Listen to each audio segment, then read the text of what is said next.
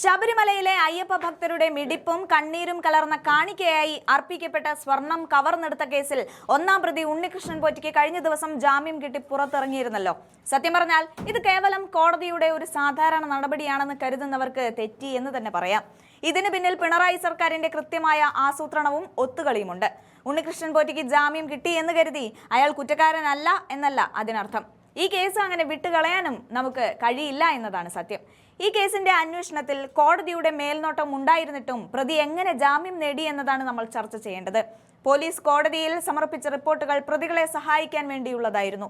ശസ്ത്രക്രിയ വിജയകരം, പക്ഷേ രോഗി മരിച്ചു എന്ന് പറയുന്നത് പോലെ പുറമെ വലിയ അന്വേഷണം നടത്തുന്നു എന്ന് വരുത്തി തീർക്കുകയും ഉള്ളിൽ പ്രതികളെ രക്ഷിക്കാനുള്ള പഴുതുകൾ ഒരുക്കുകയും ചെയ്യുന്ന ഒരു കളിയാണ് ഇവിടെ പോലീസ് നടത്തിയത്. എന്തുകൊണ്ടാണ് 90 ദിവസം കഴിഞ്ഞിട്ടും ഈ കേസിൽ കുറ്റപത്രം സമർപ്പിക്കാൻ പോലീസിന് കഴിയാത്തത്?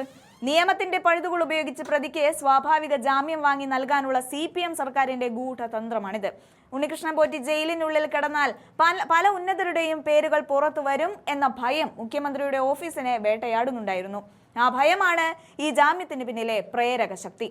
ശ്രീകോവിലിലെ കട്ടളപ്പാളികളിലും ദ്വാരകപാല ശില്പങ്ങളിലും ഭക്തർ അർപ്പിച്ച സ്വർണം മാറ്റി അവിടെ വെറും ചെമ്പുപാളികൾ വെച്ചപ്പോൾ അത് ഈ സർക്കാരിന്റെ അറിവോടുകൂടിയല്ലേ? 2019 ദേവസ്വം ബോർഡ് ഭരിച്ചിരുന്ന CPM നേതാക്കളായ പത്മകുമാറിനും മറ്റും ഈ കൊള്ളയിൽ പങ്കില്ലേ? ഉണ്ണികൃഷ്ണൻ പോറ്റി വെറും ഒരു ഉപകരണം മാത്രമാണ്. ഇതിന്റെ പിന്നിലെ യഥാർത്ഥ ഗുണഭോക്താക്കൾ ഭരണസിരാ കേന്ദ്രങ്ങളിൽ ഇരിക്കുന്ന കമ്മ്യൂണിസ്റ്റ് നേതാക്കളാണ്. ഈ സ്വർണ്ണക്കൊള്ള നടന്ന കാലയളവിലെ രേഖകൾ പലതും ദേവസ്വം ബോർഡ് ഓഫീസിൽ നിന്ന് അപ്രത്യക്ഷമായി. തെളിവുകൾ നശിപ്പിക്കാൻ പ്രതികൾക്ക് സാവകാശം നൽകിയത് പോലീസാണ്. ഇപ്പോൾ ജാമ്യം ലഭിച്ച് പുറത്തിറങ്ങുന്നതോടെ ബാക്കിയുള്ള തെളിവുകൾ കൂടി ഇല്ലാതാക്കാൻ പോറ്റിക്ക് സാധിക്കും. ഇത് തന്നെയാണ് പിണറായി വിജയനും സംഘവും ആഗ്രഹിക്കുന്നത്.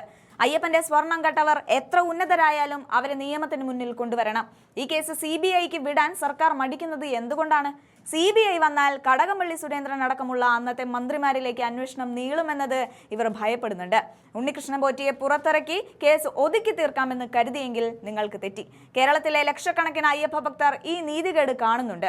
ജാമ്യം കിട്ടിയതുകൊണ്ട് നിങ്ങൾ നിരപരാധികളാകുന്നില്ല. ഈ സർക്കാരിന്റെ അഴിമതിയുടെയും കൊള്ളയുടെയും സ്മാരകമായി ശബരിമലയിലെ ഈ സ്വർണ്ണക്കൊള്ള ചരിത്രത്തിൽ രേഖപ്പെടുത്തും.